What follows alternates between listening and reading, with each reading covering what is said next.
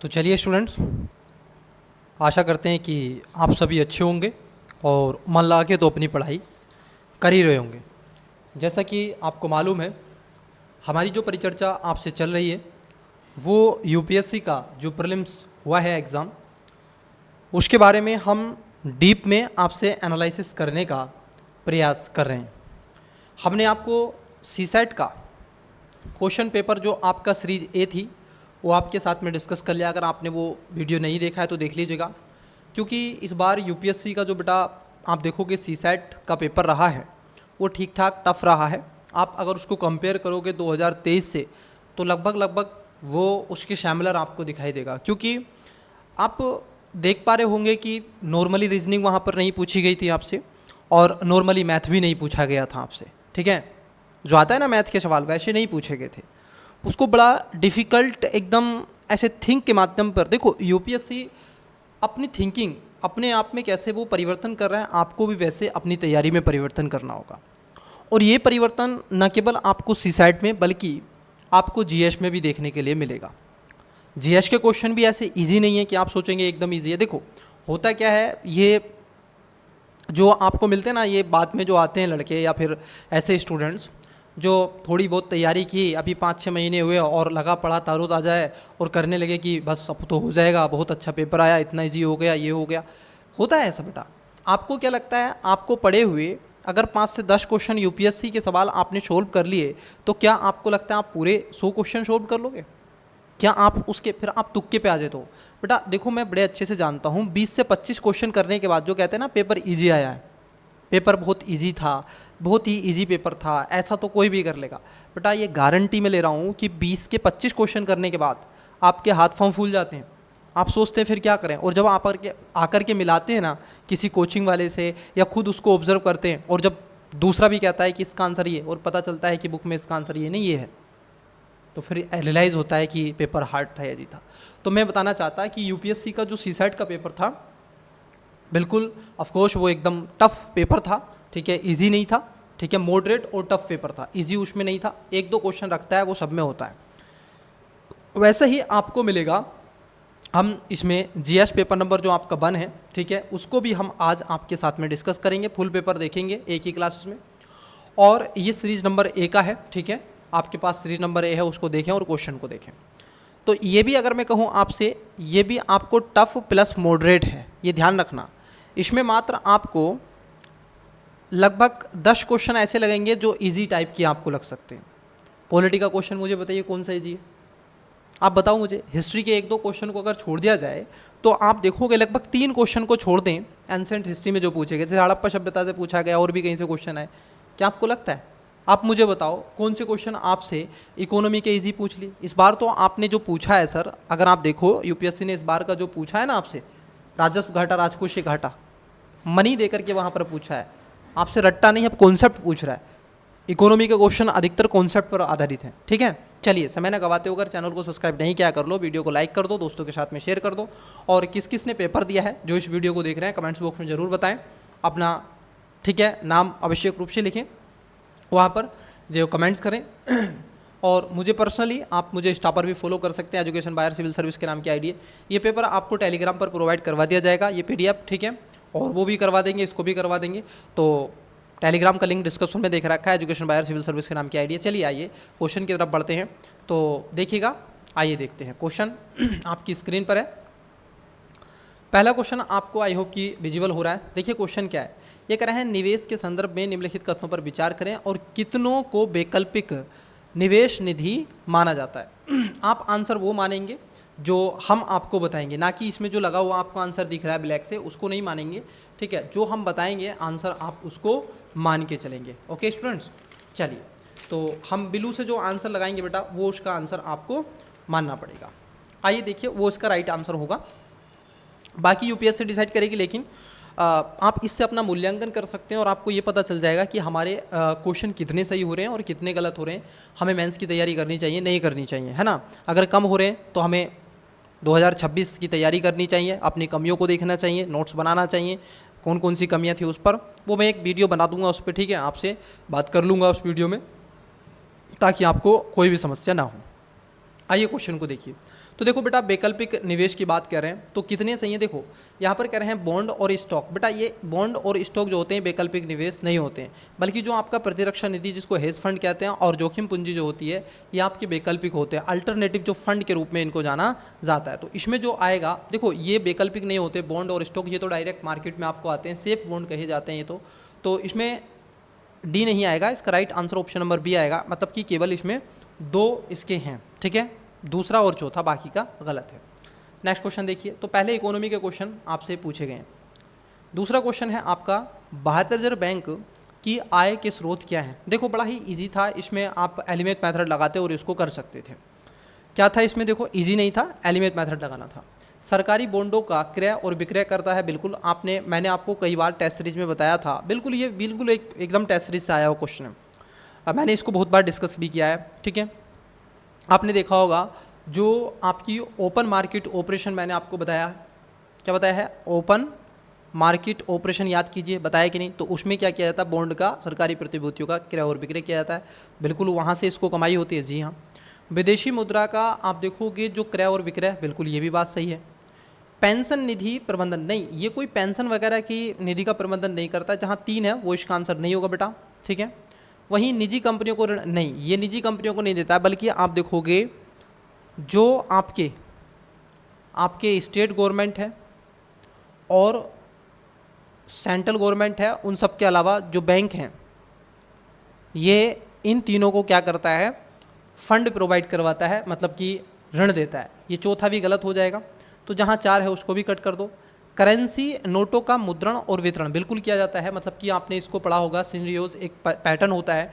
जैसे मैं आपको एग्जाम्पल के रूप में बताऊं कि मान लीजिएगा 500 रुपये का नोट आरबीआई ने छापा और इसमें लागत आरबीआई की आई कितनी, टोटल मैं कहूँ 100 रुपये की लागत आई और 500 का छापा, या फिजिकल आप देखोगे तो 400 रुपये अब इसने मार्केट में जारी किया, तो इसको 400 रुपये का लाभ हो जाएगा। तो यहाँ पर कितने सही हो जाएंगे, आपको हो गए सर इसमें जो हो जाएंगे आपके 1, 2 और 4। तो राइट आंसर क्या होगा, ऑप्शन नंबर डी हो जाएगा, ये भी स्टूडेंट्स का सही था। नेक्स्ट क्वेश्चन है आपका क्वेश्चन नंबर 3। बढ़िया क्वेश्चन है, अच्छा क्वेश्चन है ये। अच्छा इन्होंने नहीं किया, देखो ये पूछ रहा है भारत सरकार के संदर्भ में कथनों पर विचार करें। संगठन है और इस संगठन के कुछ कार्य दे के रखे हैं और संगठन के आप देखोगे अधीन जो कार्य करता है उसके बारे में पूछा है। जैसे आपसे पूछा गया है प्रवर्तन निर्देशालय जिसको हम ईडी कहते हैं, ये भगोड़ा आर्थिक अपराधी अधिनियम 2018 का प्रबंधन करती है, बात तो सही है। ये कह रहे हैं आंतरिक सुरक्षा प्रभाव वन गृह मंत्रालय आता है, नहीं बेटा इसमें गृह मंत्रालय नहीं आता है, बल्कि राजस्व विभाग का जो वित्त मंत्रालय इसके अंतर्गत आता है, तो राजस्व विभाग आता है बेटा इसमें, ठीक है। तो पहला इसमें क्या हो जाएगा, गलत हो जाएगा। राजस्व एसूचना निदेशालय में जो सीमा शुल्क अधिनियम होता है 1962 का, उसके उपबंधों को प्रवर्तित करता है, बात सही है। और राजस्व विभाग का वित्त मंत्रालय आता है, ये भी बात सही है। जो प्रणाली आंकड़ों का जो सिस्टम एंड जो डेटा प्रबंधन जो महानिदेशालय होता है, ठीक है, उसमें खासतौर पर ये राजस्व विभाग और वित्त मंत्रालय आता है। और ख़ासतौर पर ये बेहतर नीति और कवच को पकड़ने के लिए और अधिकारियों की सहायता के लिए एक आंकड़ा डेटा का विश्लेषण में उपयोग किया जाता है। तो यहाँ पर 2 और 3 सही हो जाएगा और यहाँ पर आपका पहला स्टेटमेंट गलत हो जाएगा, मतलब कि जो इसका करेक्ट आंसर आना चाहिए था ऑप्शन नंबर बी इसका राइट आंसर आना चाहिए था। तो इसमें केवल 2 आपके सही हो जाएंगे। चलिए क्वेश्चन नंबर देखते हैं हम। नेक्स्ट क्वेश्चन नंबर है आपका 4। क्या नंबर का क्वेश्चन है, 4 नंबर का क्वेश्चन है। निम्नलिखित कथनों पर विचार कीजिए। पूछा गया आपसे उपयुक्त कथनों में से कौन सा या से सही है, मतलब कि इसमें राइट पूछ रहा है। पहले में कह रहे हैं कि भारतीय रिजर्व बैंक भारत में सभी सूचीबद्ध कंपनियों को व्यावसायिक उत्तरदायित्व और स्थिरता रिपोर्ट, मतलब कि business responsibility and sustainability reports BRSR प्रस्तुत करने का अधिदेश देता है। बेटा देखो इसमें रिजर्व बैंक नहीं देता है, बल्कि कौन देता है, सेबी देता है। कौन देता है, सेबी देता है,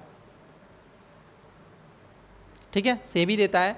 और इसलिए पहला स्टेटमेंट गलत है। अब देखो पहला गलत होगा, सी आंसर नहीं होगा और ए आंसर नहीं होगा।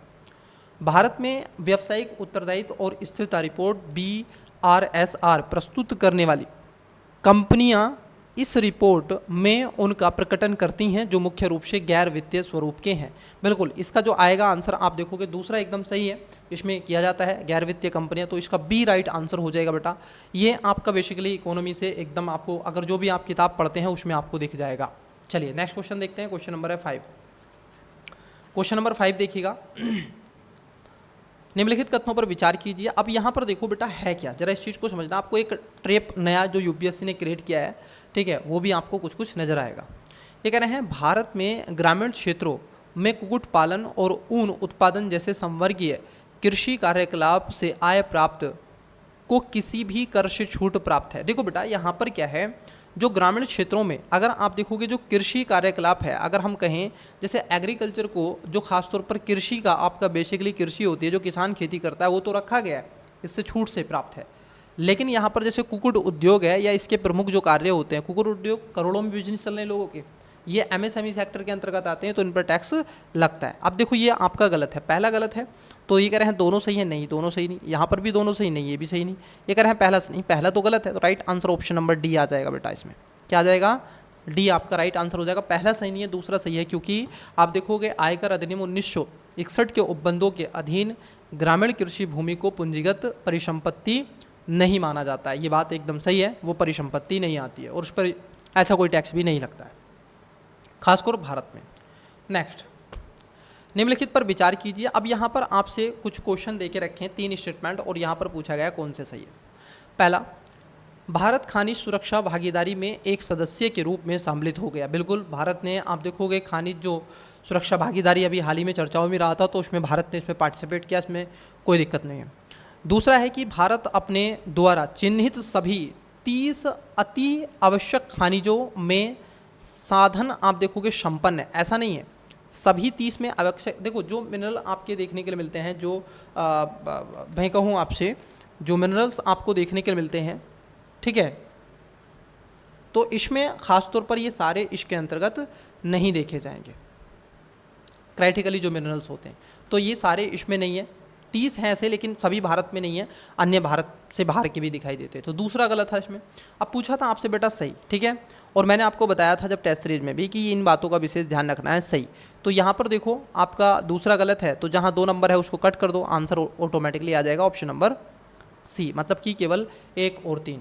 चौथा, तीसरा इसमें सही है, सॉरी, कि संसद ने 2023 में खान और खनिज विकास और विनियमन अधिनियम 1957 में संशोधन कर कतापीय अति आवश्यक खनिजों के लिए खनन पट्टा और संयुक्त कंपोजिट लाइसेंस नीलामी से देने हेतु केंद्रीय सरकार को अन्य रूप से सशक्त किया है। तो इसका राइट आंसर क्या आ जाएगा, सी इसका राइट आंसर आ जाएगा। चलिए नेक्स्ट क्वेश्चन देखते हैं। क्वेश्चन नंबर है आपका 7। अब देखिए यहाँ पर 3 स्टेटमेंट मिलेंगे, स्टेटमेंट 1, स्टेटमेंट 2 और स्टेटमेंट 3। अब पूछा क्या आपसे, आइए देखते हैं उसके बारे में। ये कह रहे हैं जहाँ तक किसी कंपनी में निवेश से प्राप्त प्रतिफलों का संबंध आमतौर पर यह माना जाता है कि स्टॉक धारकों की तुलना में बॉन्ड धारकों को अपेक्षाकृत कम जोखिम रहता है। क्या ये बात सही है?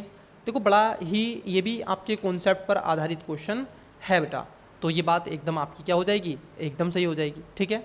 बॉन्ड धारकों की अपेक्षा कम जोखिम रखता है स्टॉक क्योंकि मालिक होता है उसका। बॉन्ड धारक किसी कंपनी के ऋणदाता होते हैं, जबकि स्टॉक उसके स्वामी हो। बिल्कुल, स्टॉक में अगर किराया आपने तो आप उसके स्वामी बनते हैं कंपनी के।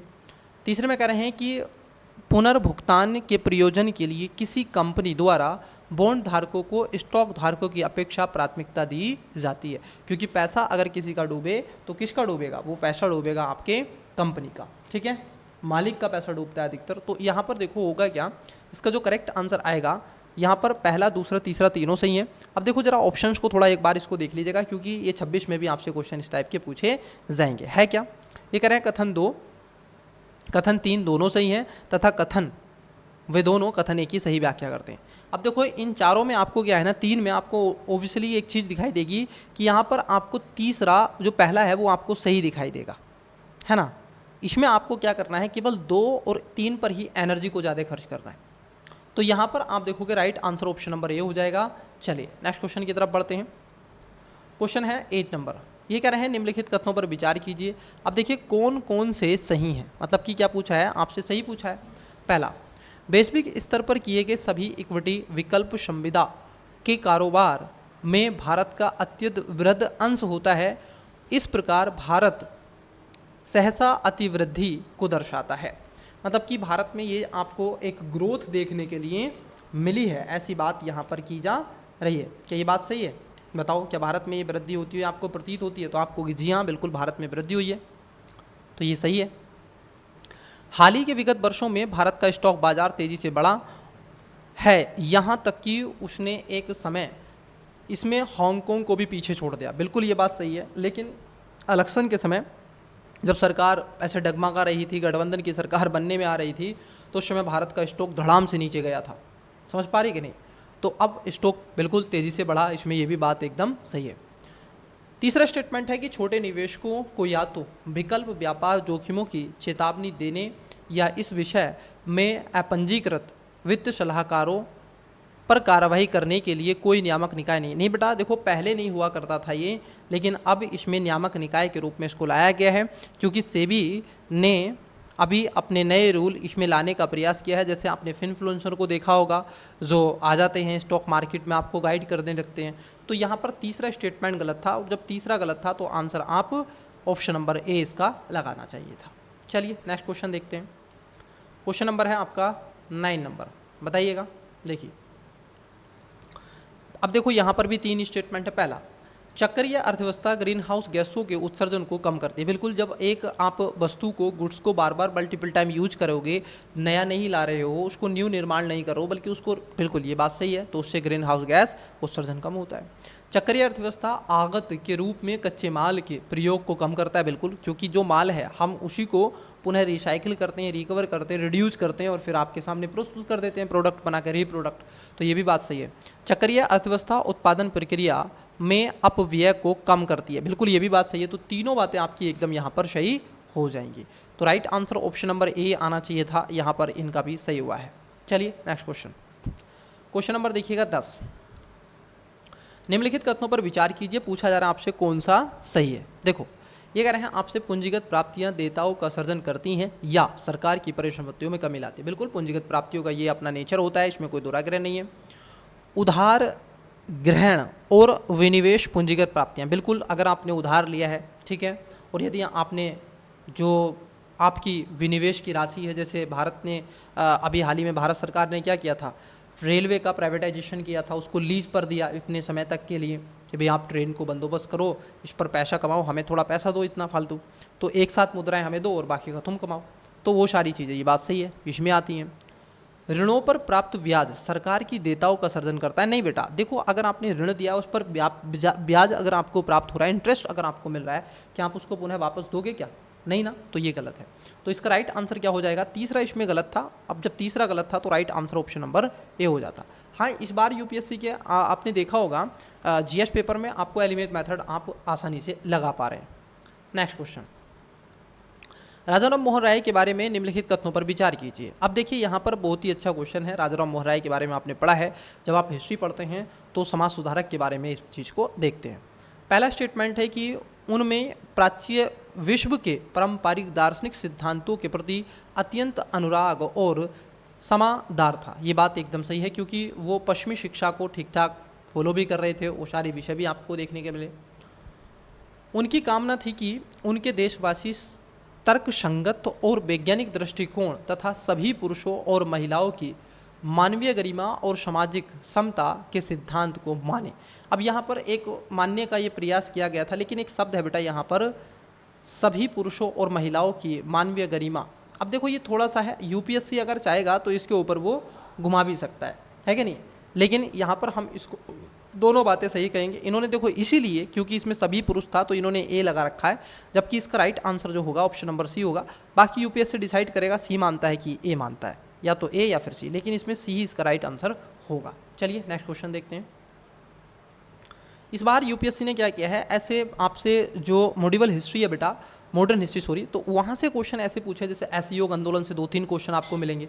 तो ये दिखा रहा है कि आपको ये जो मूवमेंट्स हैं, महात्मा गांधी जब आते हैं, एंट्री होती है, ठीक है, इनकी, तो उस समय के बाद के जितने भी मूवमेंट्स ऐसे हुए हैं, विद्रोह हुए हैं, तो उनको आपको देख लेना चाहिए। देखिए असहयोग कार्यक्रम के बारे में निम्नलिखित कथनों पर विचार कीजिए। पहला, न्यायालयों और विदेशी वस्त्र का बहिष्कार किया गया था। बिल्कुल ये बात सही है, इनका बहिष्कार हुआ था। अहिंसा का कठोर अनुपालन हुआ था, ये भी सही बात है। उपाधियों और सम्मानों का उनका सार्वजनिक उपयोग न करते हुए उसको क्या कर दिया था, प्रतिधरण किया गया था। विवादों के निपटारे के लिए पंचायतों की स्थापना। अब थोड़ा सा ये कहीं ना कहीं आपको रिस्की लग सकता है, लेकिन इसकी भी बात यहाँ पर की गई थी कि पंचायतों की स्थापना भी की जाएगी ठीक है, ताकि वो अपने विवादों को क्या कर सकें, सुलझा सकें। ठीक है, क्या कर सकें, वो अपने विवादों को सुलझा सकें। तो इसका जो करेक्ट आंसर आएगा बेटा, इसका जो राइट आंसर आएगा क्वेश्चन नंबर 12 का, ठीक है, 12 का जो राइट आंसर आएगा वो ऑप्शन नंबर आप देखोगे सी इसका राइट आंसर आएगा। ठीक है, इसमें 3 सही हैं। उपाधियों और सम्मानों का उनका सार्वजनिक उपयोग न करते हुए प्रतिधारण, नहीं प्रतिधारण नहीं करना था उसको, ये गलत है। देखो इसमें तीसरा गलत था, इसमें तीसरा गलत था, ये सही था चौथा। तो यहाँ पर देखो फिर भी 3 है। अब देखो यहाँ पर एक बात है, मानो कि जैसे इन भाई साहब को जिनका ये पेपर ठीक है, जिन्होंने ये लगाया था, जिनका ये पेपर है, तो अब इन भाई साहब ने क्या किया है, इन्होंने चौथे को गलत माना है, बाकी 3 को सही माना है, फिर भी सी लगाया। अब मान लो इसका जो है वो वास्तव में आप तीसरा वाला गलत है, लेकिन पहला दूसरा और चौथा सही है, तो फिर भी 3 ही आ रहा है। तो यहाँ पर एक बात देखने के लिए मिलती है, अगर आपका ऐसे स्टेटमेंट में आपको थोड़ी सी मिसअंडरस्टैंडिंग हो जाए, लेकिन आपका आंसर फिर भी सही होने के चांसेस बढ़ जाते हैं। आपके सामने देख लो एग्जाम्पल। चलिए नेक्स्ट क्वेश्चन देखते हैं। नेक्स्ट क्वेश्चन भी हिस्ट्री का ही है। देखो ये देखो क्वेश्चन कह रहे हैं कि सिंचाई में काम आने वाला अरहट्टा। अब ये क्वेश्चन ऑलरेडी पहले पूछा था यूपीएससी ने, लेकिन उस समय मुगल सत्ता के समय से सिंचाई पर यूज किया जाने वाला, या फिर ये पूछा था अरहट्टा किससे संबंधित है, तो ऐसा पूछा था सिंचाई पद्धति से जो मुगल काल में हुआ करती थी। अब लेकिन इसमें थोड़ा सा डिटेल्स में चलेगी, तो इसलिए मैं कहता हूँ कि देखो होगा क्या, मैं आपको बता दूँ, यूपीएससी के आपको PYQ जितनी डिटेल्स में आप कर सकते हो, जितनी डिटेल्स में इसके नोट्स बना सकते हो, तो आपके लिए वो बेटर है। ठीक है, मेरा कहने का मतलब यही है, अगर आप पास करना चाहते हैं यूपीएससी के एग्ज़ाम को। तो देखो अरहट्टा क्या है बेटा, ये आप देखोगे एक बड़ा चक्का था जिसकी आराव, जिसको स्पोषक से बाहरी छोरों पर मिट्टी के पात्र बंधे होते थे, एक चरखे के तरह ये होता था, इस तरीके से ये चलता था, और यहाँ पर इसमें पात्र लगे हुए हैं, ठीक है, और ये पानी बाहर डालता था। तो ये इसका राइट आंसर आएगा, ना कि A, B इसका करेक्ट आंसर होगा। चलिए नेक्स्ट क्वेश्चन देखते हैं। ये ऐसे क्वेश्चन को आप कह सकते हैं, ये थोड़े से आपके डायरेक्टली बनने वाले एग्जाम की तरह ये क्वेश्चन था, लेकिन वो यूपीएससी देता है 3 से 4 5 क्वेश्चन ऐसे देता है, ताकि नए स्टूडेंट्स को भी कोई दुविधा ना हो, उनको भी लगे कि हमने भी क्वेश्चन अटैम्प्ट किए हैं। प्राचीन भारत में इनमें से किस शासक ने मत विलास, विचित्र चित्त और गुण भरा उपाधियाँ धारण की थी? ये बहुत अच्छा क्वेश्चन है। देखो बेटा, ये जो उपाधियाँ धारण करी गई थी ये आपके थे महेंद्र वर्मन प्रथम, क्योंकि इन्होंने मातृत्व सिद्धांत को आगे बढ़ाने का प्रयास किया था। तो इसका राइट आंसर हो जाएगा ऑप्शन नंबर A। नेक्स्ट, ये तो कौन नहीं जानता है, चीनी यात्री फायान निम्न में से किसके शासनकाल में भारत की यात्रा की थी? तो ये तो सही बात है कि ये चंद्रगुप्त द्वितीय के शासनकाल में ये भारत आए थे, और जो नालंदा विश्वविद्यालय है उसमें भी आपको इन्होंने अध्ययन किया था, आप रुके थे, तो इसका B राइट आंसर हो जाएगा। इस बार थोड़ा सा यूपीएससी ने आप देखोगे, जहाँ तक जो हिस्ट्री में जो करंट अफेयर वाला था उससे थोड़ा सा वो बेसिक की तरफ ही चले गए, करंट अफेयर को छोड़ के। ये भी देखो, इनमें से किसके शक्तिशाली समुद्रवर्ती राज्य श्री विजय के विरुद्ध जिसका शासन मलय प्रायद्वीप, सुमात्रा, जावा और निकटवर्ती द्वीपों पर था, एक सफल सैन्य अभियान का नेतृत्व किया था? अब देखो बेटा, ये जो नेतृत्व किया गया था, आप ऐसे भी समझ जाओगे कि ये काकतीय वंश कहाँ से आ गया, राष्ट्रकूट कहाँ से आ गया, ये होयसाल कहाँ से आ गए, ये राजेंद्र और राजराज प्रथम आपने पढ़े होंगे, राजेंद्र प्रथम आपने पढ़े होंगे। जब आप पढ़ते हैं चोल साम्राज्य को, तो उसके बारे में जब देखते हैं तो चोलों की, इसको क्या कहते थे, जो ये बियो बंगाल वाला क्षेत्र है आपका, अगर आप इसको देखें, ये जो बंगाल का क्षेत्र है, इसको लेक भी कहा जाता था, चोल झील भी कहा जाता था इसको, ठीक है, एक समय तक। तो इसका राइट आंसर C हो जाएगा। ये थोड़ा सा इजी था अपेक्षाकृत। नेक्स्ट देखो, ये पूछा गया है आपसे प्रदेशित क्षेत्र हैं, और यहाँ पर जो नदी हैं उनके बारे में आपसे पूछा जा रहा है। ये कह रहे हैं आपसे कि जो अश्मक है ये गोदावरी पर आपको देखने को मिलेगा, ये बात एकदम सही है। कंबोज जो है ये कह रहे हैं बिप्सा, नहीं बेटा, ब्यास नदी को बिप्सा कहा जाता था, और कंबोज आपको मिलता है अफगानिस्तान में, ये गलत है। आवंती महानदी पर नहीं है बेटा, ये भी आपका गलत है। ये जो कौशल है उत्तर प्रदेश में, आज ये सरयू नदी, ठीक है, आज सरयू नदी जहाँ पर राम मंदिर के पास से ये होकर के गुजरती है, ठीक है, उत्तर प्रदेश में।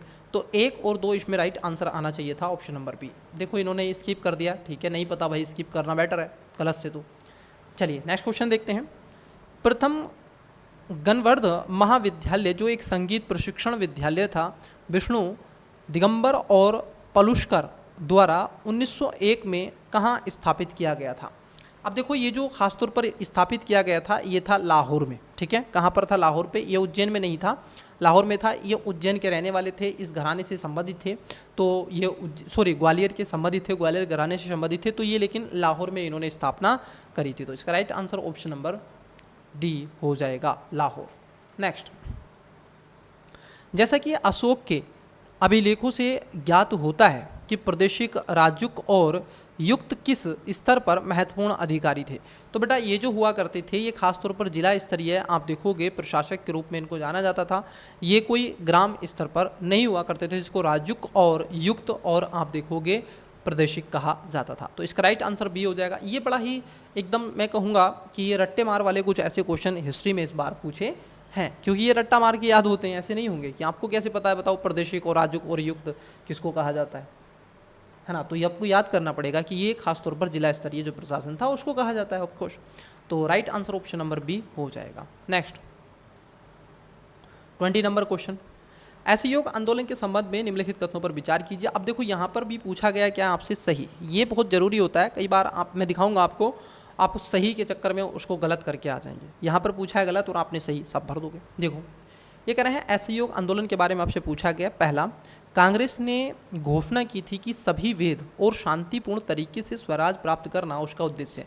मतलब कि यहाँ पर जो है जो कांग्रेस थी उसका ये आप देखोगे स्वीकार करना था कि वो क्या करेगी इस बात को, ठीक है। वो सभी वेद और शांतिपूर्ण, यहाँ पर देखो सभी एक शब्द है लेकिन ये बात एकदम सही है।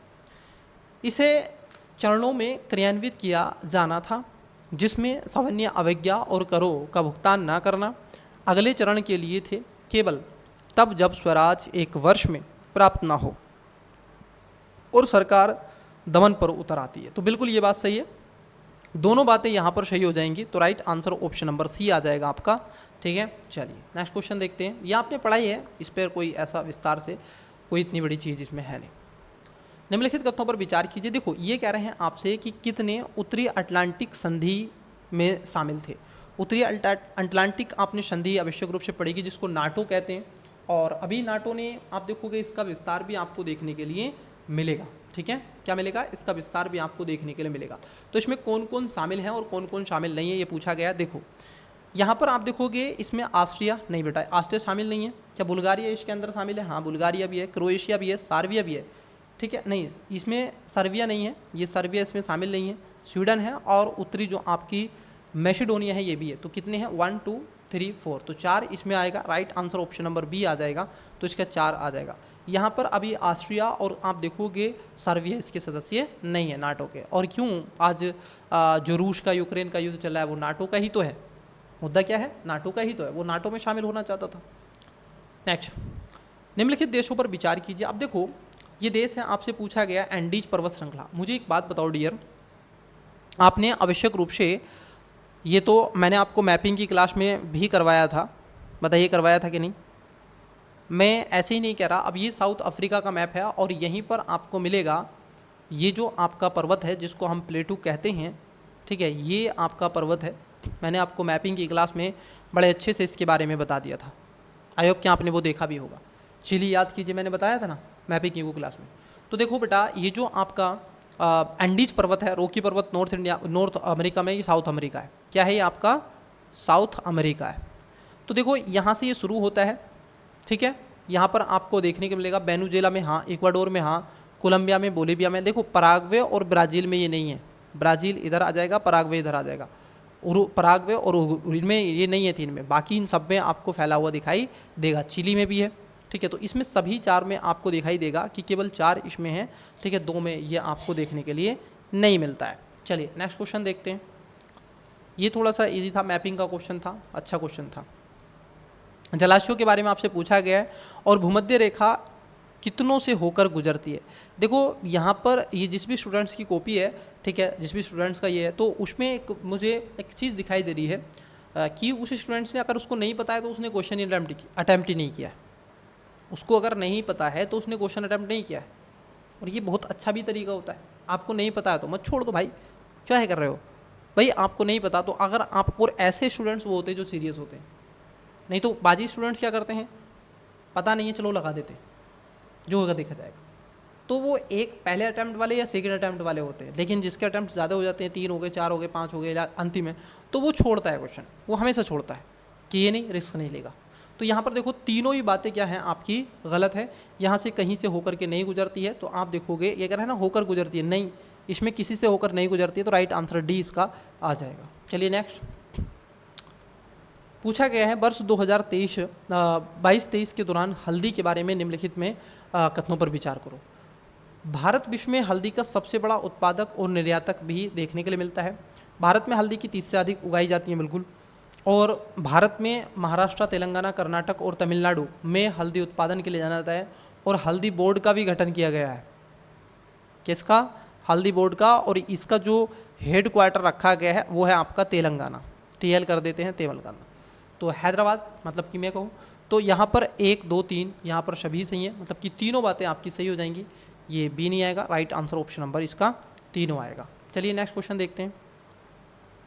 महाद्वीपीय विस्थापन सिद्धांत आपने पढ़ा होगा, इसमें कोई दोहराग्रह नहीं है। तो पहले जब भारत आपने देखा होगा अंगारा लैंड, गोंडवाना लैंड के बारे में बात करते पेंजिया के बारे में बात करते तो ये बेसिकली क्वेश्चन था। ये कह रहे हैं ब्राज़ील तट के प्राचीन सेलों की मेखला और पश्चिमी अफ्रीका तट की प्राचीन सेलों की मेखला से मिलती जुलती है, बिल्कुल सही बात है। घाना के स्वर्ण निक्षेपण ब्राज़ील पठार से व्युत्पन्न होते हैं जब ये दोनों महाद्वीपीय अलग अगल वगल अवस्थित। यह ज्ञात है कि भारत के गोंडवाना अवसाद तंत्र प्रतिरूप दक्षिणी गोलार्ध में 6 विभिन्न भूखंडों में मिलते हैं, मतलब कि ऐसा भी ये बात आपको देखने को मिलेगी। तो तीनों बातें सही हो जाएंगी, मतलब कि इसका जो राइट आंसर होगा ऑप्शन नंबर सी 25 का करेक्ट आंसर हो जाएगा। चलिए नेक्स्ट क्वेश्चन देखते हैं। क्वेश्चन नंबर आपका 26 नंबर। आपको लग सकता है पेपर में कुछ इस तरीके से पेन ज़्यादा चले हुए, लेकिन हम आपके साथ हैं, हम आपको बता रहे हैं। ये कह रहे हैं निम्नलिखित कथनों पर विचार कीजिए। वायुमंडल में विद्यमान धूल कणों की मात्रा विषुवतीय और ध्रुवीय की क्षेत्रों की अपेक्षा उपोष्ण और शीतोष्ण में अधिक होती है, क्योंकि खुला यहाँ पर आकाश होता है और यहाँ पर हवाएं आपको शुष्क देखने के लिए मिलती हैं। ठीक है, यहाँ पर क्या है, शुष्क देखने के लिए आपको नहीं मिलती हैं, यहाँ पर नम, ठीक है, शुष्क हवाएं यहाँ पर ठीक ठाक चलती है, तो ये बात सही है। उपोष्ण और आप देखोगे शीतोष्ण क्षेत्र में कम शुष्क पवन चलती है, नहीं बेटा, इसी क्षेत्र में तो आपको क्या मिलते हैं, दुनिया भर के मरुस्थल मिलते हैं, तो ये गलत है। राइट आंसर इसका सी आ जाएगा, दूसरा गलत है और यहाँ पर पहला सही है। नेक्स्ट क्वेश्चन की तरफ बढ़ते हैं। क्वेश्चन नंबर है आपका 27। पहला कथन है, जनवरी से उत्तरी गोलार्ध में समताप रेखाएं भूखंडों से गुजरती हुई विषुवत वृत्त की ओर मुड़ती हैं, जबकि महासागरों से गुजरती हुई ध्रुवों की ओर मुड़ती। ये थोड़ा सा आपको लग सकता है, ठीक है, ये थोड़ा सा ये क्वेश्चन थोड़ा सा बेसिकली मैं कहूँगा कि है तो आपके कॉन्सेप्ट पर ही, लेकिन फिर भी इसको थोड़ा जान लेते हैं। उसके बाद दूसरे कथन में कह रहे हैं कि जनवरी में महासागरों के ऊपर की हवा उत्तरी गोलार्ध में भूखंडों के ऊपर की हवा से अधिक गर्म होती है। देखो, अधिक गर्म नहीं होती है, वास्तव में अगर हम देखें तो ये क्या होती है, ठंडी होती है। जनवरी में महासागरों को ऊपर की हवा उत्तरी गोलार्ध में भूखंडों के ऊपर की हवा से अधिक गर्म होती है, क्योंकि ये हवा क्या हो जाती है, नॉर्थ की तरफ खिसक जाती है। ठीक है, तो यहाँ पर क्या हो जाएगा, इसमें दोनों कथन सही हैं, किंतु आप देखोगे कथन 2 और कथन 1 की व्याख्या ये नहीं करता है। तो अकॉर्डिंग टू मी इसका जो राइट आंसर आएगा, आप देखोगे दोनों बातें सही हैं, तो बी इसका राइट आंसर आना चाहिए। चलिए नेक्स्ट क्वेश्चन देखते हैं। ये कह रहे हैं आपसे निम्नलिखित कथनों पर विचार कीजिए। अब यहाँ पर 3 कथन है। पहला, शेलों पर जल के प्रभाव के संदर्भ में चाक एक अत्यंत परागामीय शेल के रूप में ज्ञात है, जबकि मृतिका एक नितांत अपरागामीय या फिर न्यूनतम परागामीय शेल के रूप में ज्ञात है। बिल्कुल ये बात सही है। चाक संरद्र होते हैं, अंततः जल अवशोषित कर सकते हैं, ये भी बात सही है। ये कह रहे हैं कि मृतिका बिल्कुल ही संदृढ़ नहीं है, नहीं बेटा ऐसी बात नहीं है। यहाँ पर तीसरा जो है आपका गलत हो जाएगा। अब देखो जैसे तीसरा गलत हो जाएगा, ये कह रहे हैं 1 2 और 3 सही है, नहीं 2 और 3 सही नहीं है, तीसरा इसमें गलत है। तो यहाँ पर देखिएगा, ये कह रहे हैं कि 1 और 3 में से केवल 1 सही है और वह कथन 1 की व्याख्या भी करता है। तो सी इसका राइट आंसर आएगा क्वेश्चन नंबर 28 का। 29 नंबर क्वेश्चन देखिएगा, कथनों पर विचार कीजिए कौन सा सही है। वायुमंडल के बिना भूपृष्ठ पर सर्वत्र तापमान हिमांक के बिल्कुल नीचे होगा। देखो ऐसी बात नहीं है कि सभी क्षेत्रों में ऐसा होगा, लेकिन हम कहेंगे ऑफकोर्स कि वो नीचे तो रहेगा, लेकिन सभी क्षेत्रों में नहीं, ऐसा नहीं है। एवरीवेयर, सभी क्षेत्रों में नहीं बेटा, ये गलत है। अब देखो जैसे ही एक गलत हुआ, आंसर आपका आ जाना चाहिए था ऑप्शन नंबर डी। ठीक है, ये पूछा है कौन सा सही है, बिल्कुल, तो इसमें डी आएगा। वायुमंडल के द्वारा अवशोषित और पाश्चित ट्रेप्च ऊष्मा हमारे ग्रह के औसत तापमान को बनाए रखती है। वायुमंडल की कार्बन डाइऑक्साइड जैसी गैसें विकिरण को अवशोषित और पाश्चित करने के लिए विशेष रूप से उत्तम है, ये बात सही है, तो right answer option number B हो जाएगा। चलिए सॉरी डी, नेक्स्ट क्वेश्चन। राष्ट्रीय गोकुल मिशन के बारे में आपसे पूछा गया। देखिए राष्ट्रीय गोकुल मिशन, ठीक है, ये बजट में भी इसकी चर्चा की गई थी, जो 23-24 का था, 24-25 का सॉरी, और 25-26 में भी इस पर थोड़ा सा फोकस भी किया गया है किसानों पर। तो यहाँ पर है आपका, यह ग्रामीण निर्धनों के उत्थान के लिए महत्वपूर्ण है, क्योंकि अधिकांश न्यून उत्पादकता वाले देशज पशु छोटे और सीमांत कृषकों तथा भूमिहीन श्रमिकों के पास होते हैं। नंबर 2, इसे वैज्ञानिक रूप से साख कल्याणवादी के रूप में देशज गो, पशु और भैंस के पालन और संरक्षण को प्रोत्साहन करने के लिए आरंभ किया गया था। तो यहाँ पर दोनों बातें आपकी सही हो जाएंगी। ठीक है, तो right answer option number B नहीं, सी इसका करेक्ट आंसर हो जाएगा। चलिए नेक्स्ट क्वेश्चन देखते हैं। क्वेश्चन नंबर है 31 कथन। अब देखो यहाँ पर 3 है। जैसे पहला ये कह रहे हैं कि अध्ययनों से सूचित होता है कि सीमेंट उद्योग से उत्सर्जित कार्बन डाइऑक्साइड का वैश्विक कार्बन उत्सर्जन में उसके 5% से अधिक योगदान है। 5% से अधिक योगदान है, बिल्कुल ये बात सही है। और ये इस योगदान की अगर मैं बात कर लूँ तो ये योगदान आपको ठीक ठाक मात्रा में भी देखने के लिए मिलता है।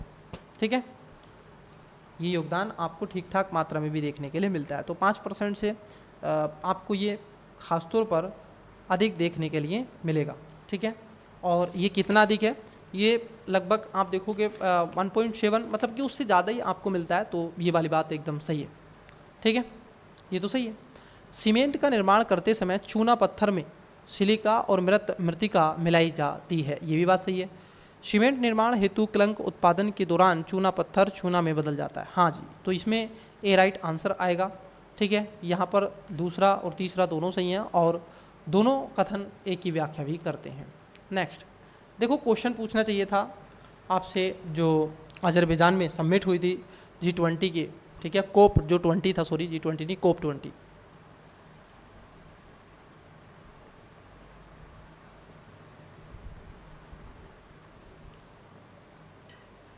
पूछना चाहिए था आपसे 29 से, लेकिन पूछ लिया कोप 28 से, जो आपका इजिप्ट में हुआ था। देखिए क्या है, यूएई में, सॉरी 28वें संयुक्त राष्ट्र जलवायु परिवर्तन सम्मेलन, मतलब कि आपका जो है ये कह रहे हैं कि भारत ने जलवायु और स्वास्थ्य विषयक घोषणा पर हस्ताक्षर नहीं किए। बिल्कुल ये बात गलत हो जाएगी, क्योंकि भारत ने इस पर हस्ताक्षर कर दिए। ठीक है, भारत ने इस पर हस्ताक्षर कर दिए। तीसरे में कह रहे हैं आपसे दूसरे में कि कोप 28 जलवायु और स्वास्थ्य विषय घोषणा पर बाध्य नहीं बेटा, देखो यहाँ पर जो है ये पहला वाला सही है। ठीक है, इसने हस्ताक्षर नहीं किए थे और ये बाध्यकारी नहीं है, ध्यान रखेंगे, ये बाध्यकारी नहीं है। तीसरा है, यदि भारत के स्वास्थ्य सेक्टर का विकार्बनन किया जाए तो इसकी स्वास्थ्य देखभाल प्रणाली के लचीलेपन पर संकट आ सकता है, बिल्कुल सही बात है। तो यहाँ पर दूसरा गलत है, पहला और तीसरा सही हो जाना चाहिए था। तो राइट आंसर क्या होगा, अब देखो ऑप्शंस को समझो। यहाँ पर सी में कह रहे हैं कि कथन 2 और कथन 3 में से केवल एक सही है और वह कथन 1 की व्याख्या करता है, तो सी इसका राइट आंसर आएगा। नेक्स्ट क्वेश्चन देखते हैं 33 का। अब यहाँ पर भी 3 कथन है। पहला, वैज्ञानिक अध्ययन यह सुझाते हैं कि पृथ्वी के घूर्णन और अक्ष में परिवर्तन हो रहा है, बिल्कुल हो रहा है, बिल्कुल हो रहा है, ये बात एकदम सही है। सौर आप देखोगे संस्फुरो मतलब कि फ्लेयर्स और उससे संबंधित किरणिटी द्रव्यमान निष्कासनों ने पृथ्वी के सबसे भारी वायुमंडल पर विशाल ऊर्जा राशि की बौछार कर दी है। तो ये बात एकदम क्या हो जाएगी, राशि की उन्होंने क्या कर दी है, बौछार कर दी है। तो ये बात भी आपकी सही हो जानी चाहिए, है ना, क्या हो जानी चाहिए, सही हो जानी चाहिए। वहीं अगर हम देखें तीसरे में कह रहे हैं कि जैसे जैसे पृथ्वी का ध्रुवीय हिम पिघलता है, जल की प्रवृत्ति विषुवत व्रत की ओर जाने की होती है। अब यहाँ पर पूछा क्या है आपसे, पूछा क्या आपसे, पूछ रहे हैं आपसे कि कौन सा सही है ना। तो इसमें आप देखोगे दोनों सही हैं, ठीक है, और दोनों में से केवल एक ही इसकी सही व्याख्या करता है। और कौन सा करता है व्याख्या इसकी सही, वो करता है आपका सेकंड, ठीक है। चलिए नेक्स्ट क्वेश्चन को देखते हैं। 34 नंबर क्वेश्चन, जलवायु परिवर्तन विषयक पेरिस समझौते के अनुच्छेद 6 की चर्चा सतत विकास और जलवायु परिवर्तन विषयक वैश्विक चर्चाओं में बारंबार आती है। ये बात एकदम सही है, जो क्लोज नंबर आपका 6 से ही आता है। जलवायु परिवर्तन जो विषयक पेरिस समझौते का अनुच्छेद 6 कार्बन बाजारों सिद्धांतों को निर्दिष्ट करता है, ये भी बात सही है। उसके बाद आप देखोगे तीसरे स्टेटमेंट में कह रहे हैं आपसे कि जलवायु परिवर्तन विषयक पेरिस समझौते के अनुच्छेद 6 का आशय देने को अपने जलवायु लक्ष्य प्राप्त करने हेतु उनके बीच गैर बाजारिक रणनीतियों का संवर्धन भी करता है। हाँ, ये भी बात सही है। तो यहाँ पर आप देखोगे पूछा गया था सही, तो इसमें राइट आंसर ऑप्शन 1 है, दोनों सही हैं, 1 और 3 दोनों सही हैं, और दोनों कथन की व्याख्या भी करते हैं। नेक्स्ट क्वेश्चन देखते हैं। ये थोड़ा सा ऐसा क्वेश्चन था कि आपको पता होना चाहिए था, है ना। कैसे, क्योंकि आपने करंट अफेयर पढ़ा होगा। निम्नलिखित में से किस एक एशिया और प्रशांत क्षेत्र के लिए प्राकृतिक समाधान नेचर सॉल्यूशन विथ हब प्रारंभ किया है। और ये क्वेश्चन आपको टेस्ट सीरीज में भी मिला था, बिल्कुल एकदम। तो इसका राइट आंसर हो जाएगा ऑप्शन नंबर ए, मतलब कि आप देखोगे एशिया डेवलपमेंट जो बैंक है एडीबी, जो ब्रिक्स के सहयोग से इसको बनाया, नहीं वो तो न्यू डेवलपमेंट बैंक है, ठीक है, एडीबी है, तो ऐसा ही विकास बैंक, मतलब कि इस पर ये देखते हैं। तो ये इसका राइट आंसर होगा। नेक्स्ट क्वेश्चन 36 नंबर का क्वेश्चन देखिएगा, निकाल लो अपने में।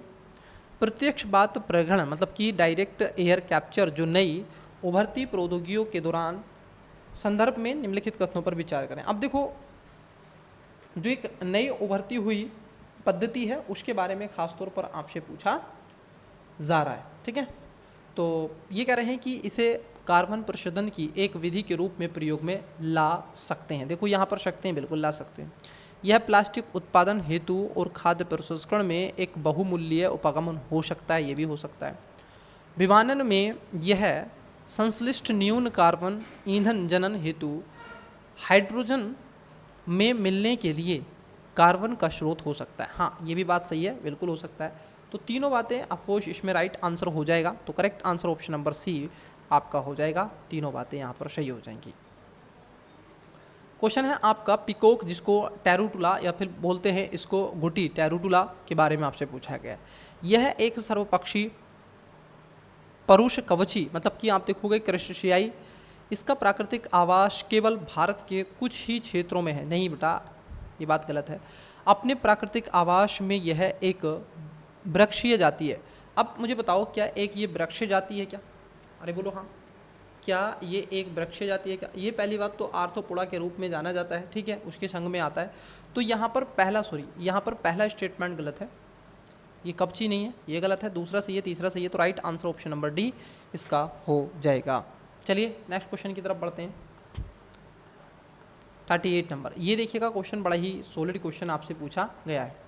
भारत में कार्बन डाइऑक्साइड मतलब कि CO2 उत्सर्जन 0.5 जो ट्रिलियन से आप देखोगे कितना हो रहा है, CO2 प्रति व्यक्ति से कम है। देखो बेटा, इसमें जो लगभग आपने देखा होगा, भारत की अगर हम बात कर लें तो भारत का भी वर्तमान में 1.9 है। कितना है? 1.9 है। वो कह रहे हैं कि इससे कम है। अभी कितना है? 1.9 आपको मिलेगा, या कहीं जगह 1.7 भी मिल सकता है। तो आप कहोगे ये बात क्या है, कम नहीं है, ये गलत है, ज़्यादा है, अधिक है मतलब कि, ठीक है। तो देखो अब ये आपका क्या पूछा है, कौन सा सही है? ईंधन दहन से CO2 उत्सर्जन के आधार पर भारत एशिया प्रशांत में, हाँ ये बात एकदम सही है कि ये आपको दूसरे स्थान पर देखने के लिए मिलता है, ठीक है। क्या स्थान पर है? ये दूसरे स्थान पर आपको देखने के लिए मिलता है। भारत में विद्युत और ताप उत्पादन CO2 उत्सर्जन में सबसे बड़े स्रोत के रूप में एक जाने जाते हैं, तो ये भी बात सही है। तो यहाँ पर पहला गलत है, दूसरा तीसरा सही है। तो राइट आंसर होना चाहिए था ऑप्शन नंबर सी हो जाएगा, 2 और 3। नेक्स्ट देखिए यहाँ पर क्या पूछे आपसे, ये कह रहे हैं पादप है और ये वर्णन दे के रखा है। जैसे कशाबा काष्ठीय झाड़ी है, अदरक जो है आवासीय जो तंतु एक साग के रूप में खाया जाता है, जो मालाबार पालक होता है ये साग की अरोड़ा के रूप में, पुदीना ये कह रहे हैं कि वार्षिक झाड़ी होती है, नहीं बेटा ये झाड़ी नहीं होती है। पपीता काष्ठीय एक झाड़ी होती है, नहीं ये भी गलत है। तो यहाँ पर कहने का तात्पर्य ये है कि आप देखोगे पहला सही है, दूसरा सही है और तीसरा सही है। बाकी के इसमें चौथा और पांचवा गलत है, तो 3 इसमें सही आपके हो जाने चाहिए था। यही पूछ रहा है कि कितने सही सुमेलित हैं, तो इसमें केवल 3 सही सुमेलित हो जाएंगे। चलिए क्वेश्चन नंबर देखते हैं 40, मतलब कि 40 नंबर का क्वेश्चन। पृथ्वी ग्रह के बारे में आपसे पूछा गया। पहला, वर्षावन महासागरों द्वारा उत्पादित ऑक्सीजन की तुलना में अधिक ऑक्सीजन उत्पन्न करते हैं। देखो बेटा, जो वर्षावन है ऐसा नहीं है, क्योंकि सबसे ज़्यादा जो ऑक्सीजन आप देखोगे जो उत्पन्न करते हैं वो ओशियन करते हैं, तो ये वाली बात आपकी गलत है। समुद्र पादप प्लावक और प्रकाश संश्लेषी जीवाणु विश्व में ऑक्सीजन का लगभग 50% उत्पादन करते हैं। बिल्कुल, ये लगभग 50% तो छोड़ो, उससे भी 50% से भी ये थोड़ा आगे जाने का प्रयास करते हैं, तो बात सही है। वायुमंडलीय हवा में विद्यमान ऑक्सीजन की तुलना में सुचारू रूप से ऑक्सीकृत पृष्ठ जल के अनेक गुना अधिक ऑक्सीजन हो सकती है। नहीं, ऐसा नहीं है, अनेक गुना नहीं है, कुछ ही % आप देखोगे है इसमें अंतर, आप अनेक गुना की बात नहीं कर सकते। तो यहाँ पर कहने का तात्पर्य है कि आपका दूसरा केवल सही आएगा, बाकी के 1 और 2 गलत। नेक्स्ट 41 नंबर का क्वेश्चन मुझे बताओ बेटा। ये कह रहे हैं उपयुक्त में से कितने वैकल्पिक पावर ट्रेन वाहन माने जाते हैं। तो पावर ट्रेन जो है आपको क्या मिलेंगे, इसमें पूर्ण बैटरी जो आपकी विद्युत वाहन है, हाइड्रोजन ईंधन सेल वाहन है और ईंधन सेल विद्युत हाइब्रिड वाहन है। तो यहाँ पर तीनों बातें ऑफकोर्स ये इन्होंने भी सही लगाया, right answer option number C हो जाएगा। ये बड़ा ही इजी सा क्वेश्चन पूछा। देखिए, मानव रहित वायु वाहनों, अब ये इजी मैं क्यों बोल रहा हूँ, क्योंकि मेरी उस लेवल की तैयारी होगी भी, मैंने क्योंकि आपको पढ़ा है, बहुत सारी चीज़ें समझी है, तो मुझे लग सकता है। लेकिन जिसका फर्स्ट अटैम्प्ट था, जिसने वो चीज़ें नहीं पढ़ी हैं, तो उसने ड्रोन मान लीजिए अभी वो कर रहा है यूएवी, और हिंदी माध्यम में तो ये सबसे बड़ी है कि यूएवी नहीं पता चलेगा। तो जो मानव रहित आपके वाहन होते हैं, ड्रोन जिसको हम कहते हैं, उसके बारे में पूछा है।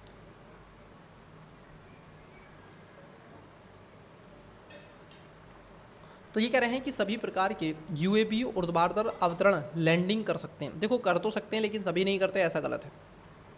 सभी प्रकार के यूएवी स्वयं मंडरा सकते हैं, नहीं भैया, कुछ तो आपको लैंड करवाने होते हैं और कुछ को उसे कंट्रोल करना होता है, ठीक है। सभी प्रकार के यूएवी शक्ति पूर्ति के रूप में केवल बैटरी का प्रयोग नहीं, केवल बैटरी का ही प्रयोग क्यों करेंगे, ये अन्य भी प्रयोग कर सकते हैं। तो पूछा कितने सही हैं, तो इसमें कोई सही नहीं है, right answer option number D हो जाएगा। नेक्स्ट देखिए, यहाँ पर पूछा गया है कि विद्युत वाहन बैटरियाँ के तत्वों पर विचार करें। जैसे यहाँ पर क्या है, अगर आप देखें, सामान्य बैटरियों के कैथोड बनाने के प्रयुक्त होता है, जैसे कोबाल्ट है, ठीक है, और उसके साथ साथ लिथियम होता है, निकेल होता है। लेकिन जो ग्रेफाइट होता है बेटा, ये इसमें खास तौर पर नहीं होता है ना। क्या नहीं होता है आपका, जो ग्रेफाइट है बेटा, ओनली 3 इसमें आएगा, 4 नहीं आएगा, ओनली 3 इसमें आएगा, है ना, ओनली 3। ग्रेफाइट इसमें नहीं होता है, कोबाल्ट, लिथियम 1 2 3, हाँ केवल 3 आएगा, सभी 4 नहीं आएगा, सी इसका राइट आंसर आएगा। नेक्स्ट 44 नंबर, ये कह रहे हैं उपयुक्त में से कितनों में प्लास्टिक होता है। देखो, प्लास्टिक की हम बात करें, धूम्रपान के बाद में सिगरेट के बचे हुए टुकड़े, जो सिगरेट होती है बेटा, और उसके बाद में जो बची हुई बट होती है, उसमें भी क्या होती है, प्लास्टिक पाई जाती है, ठीक है। तो उसको हाथ ना लगाएं। चश्मे के जो आप लेंस होते हैं, वो भी आजकल आप देखोगे छोटी प्लास्टिक और विभिन्न प्रकार की तरीके से बनाए जाने लगे। कार के टायर ऑफकोर्स इसमें तो होता ही है। तो यहाँ पर तीनों बातें आपकी सही हो जाएंगी, ठीक है। और आपने सुना होगा कि इन सब के बारे में माइक्रो प्लास्टिक की बात होती है, माइक्रो प्लास्टिक बैग उनकी बात होती है, बैन हो गया, ये हो गया, आप सुनते रहते हैं आए दिन। तो पोल्यूशन वाले सेक्शन से क्वेश्चन आपको ठीक ठाक मात्रा में भी दिखाई दे रहे हैं। पदार्थों पर पूछा है आपसे कि निम्नलिखित में से कोयला गैसीकरण प्रयुक्त किया जा सकता है।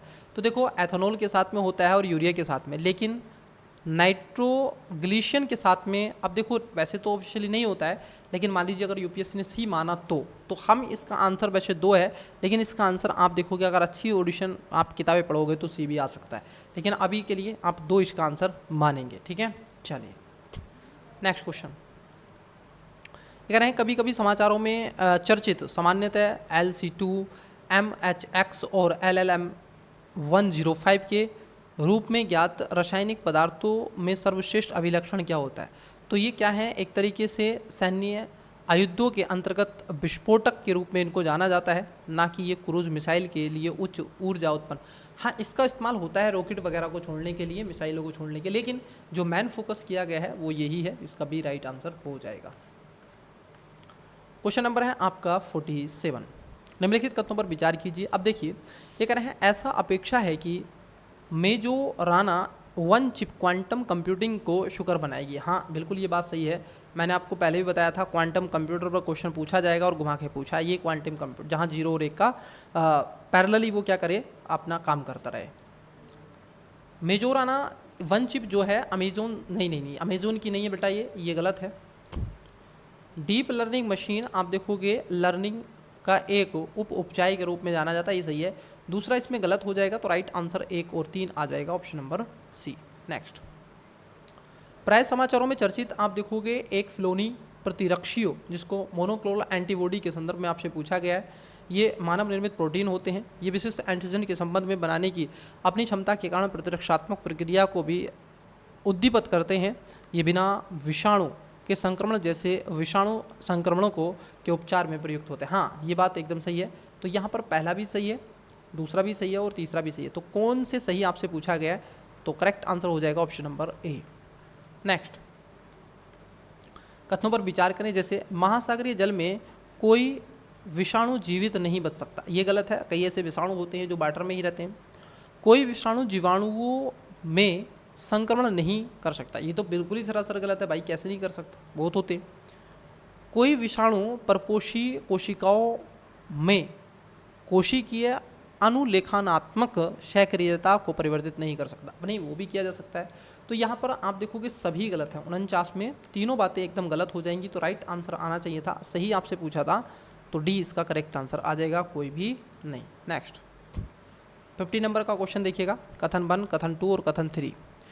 इसमें कह रहे हैं सक्रिय कार्बन वही जो आपके स्रावी धाराओं में से प्रयुक्त होने प्रदूषकों को हटाने और विभिन्न उद्योगों से आने वाले संदूषकों के उपचार हेतु एक अच्छा और आकर्षक साधन भी देखने के लिए मिलता है। बात एकदम सही है।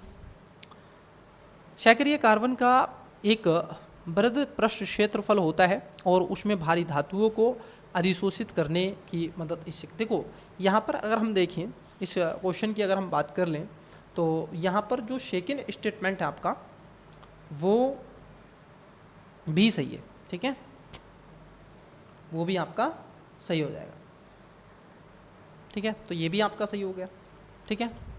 तीसरे में कह रहे हैं कि सक्रिय कार्बन उच्च कार्बन अंश वाले वातावरणीय अपशिष्टों में से आसानी से संश्लेषित किया जा सकता है। हाँ जी बिल्कुल किया जा सकता है। तो यहाँ पर तीनों बातें आपकी सही हो जाएंगी, तो राइट आंसर ये होगा, ना कि सी होगा, ठीक है। कथन आपका 2 और 3 दोनों सही, और वे दोनों कथन 1 की व्याख्या भी करते हैं। चलिए नेक्स्ट क्वेश्चन देखते हैं, 51 नंबर। देखिए बड़ा ही अच्छा क्वेश्चन आपसे पूछा है। जैसे ये कह रहे हैं कि भारतीय राज्य व्यवस्था के बारे में पूछा गया, पॉलिटी से क्वेश्चन है। अब बताओ पॉलिटी से क्वेश्चन तो आया, ये हार्ड क्वेश्चन है जी भैया, मॉडरेट टू हार्ड क्वेश्चन है ये, है ना, मॉडरेट टू हाई क्वेश्चन।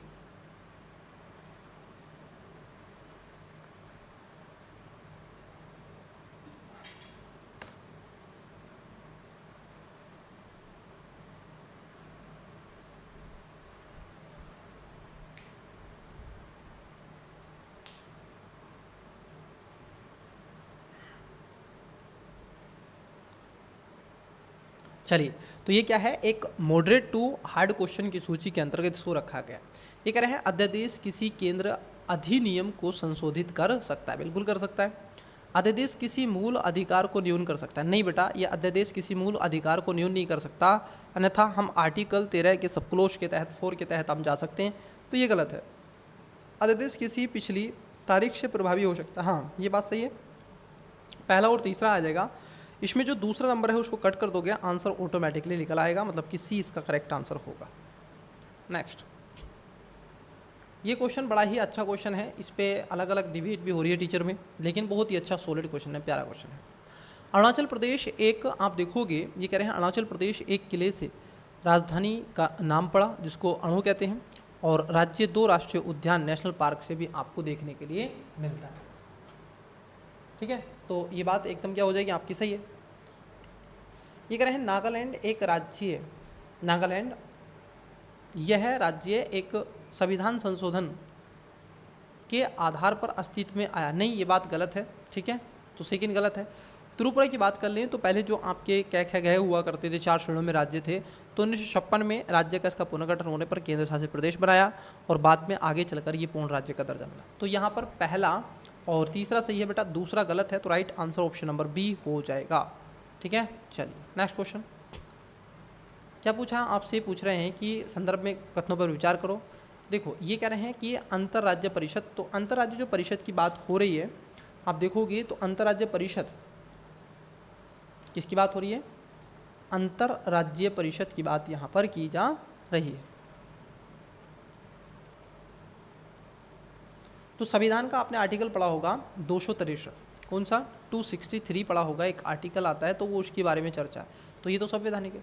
राष्ट्रीय जो सुरक्षा परिषद है बेटा, ये जो इसको नेशनल सिक्योरिटी काउंसिल है, ये 1998 में बनी थी। ठीक है, तो ये संविधान आप देखोगे नहीं है। क्षेत्रीय जो परिषदें हैं आपको, जिसको जोनल काउंसिल बोलते हैं, 1956 में आपको ये चीज़ें पढ़ाई गई होंगी। तो मतलब कि यहाँ पर पहला सही है, दूसरा और तीसरा गलत है। तो राइट आंसर क्या होना चाहिए था, केवल एक, कि संविधान के उपबंधों को अनुसार स्थापित किया गया है, केवल एक। क्वेश्चन है आपका 4 नंबर, देखिए क्या कह रहे हैं आपसे। भारत के संविधान में स्पष्ट रूप से उल्लिखित है कि कर्तव्य बातों में किसी राज्य का राज्यपाल अपने विवेकानुसार कार्य करता है, और इस संविधान का आर्टिकल आपने 163 पढ़ा होगा जो इसकी व्याख्या भी करता है। भारत का राष्ट्रपति अपने आप किसी राज्य विधानमंडल द्वारा पारित विधेयक को, भले ही वह संबंधित राज्य के राज्यपाल द्वारा ना भेजा गया हो, अपने विचार के लिए आरक्षित रख सकता है। नहीं बेटा, ऐसे उस पर नहीं, अगर कोई कानून वैसा बना रही है तब ले सकता है, या आपातकाल की स्थिति में कर सकता है, ना कि इसमें। तो ये आर्टिकल्स जो की जा रही है, आर्टिकल 201 की बात हो रही है। तो यहाँ पर सेकेंड स्टेटमेंट गलत हो जाएगा बच्चे, तो right answer option number A हो जाएगा, ना कि सेकेंड। तो correct answer option number A हो जाएगा। नेक्स्ट 55 बताइएगा, 55 को पढ़ के देखो। ये कह रहे हैं भारत के संविधान में उपबंध और किसके अधीन कथित है, राज्यों को लोक सेवा में न्याय पालिका का कार्यपालिका से पृथक्करण। बिल्कुल, ये आर्टिकल जब आप 50 मैंने आपको कई बार बताया था डीपीएसपी। हमारी सामरिक संस्कृति की समृद्धि और विरासत का महत्व समझना और उसका परीक्षण करना, ये भी बात सही है, और ये एक मूल फंडामेंटल ड्यूटीज़ हो जाती है हमारी। ठीक है, और इसमें ख़ास तौर पर जो आपका जी है उसमें इसकी चर्चा की गई है। कारखानों में 14 वर्ष से कम आयु के बच्चों के, ठीक है, मूल अधिकारों का मामला इसमें आ जाता है। और ये आर्टिकल 23 आपने 24 पढ़ा होगा खास तौर पर, तो उसमें इसकी चर्चा है। तो यहाँ पर तीनों बातें आपकी सही हो जाएंगी, तो राइट आंसर हो जाएगा ऑप्शन नंबर सी।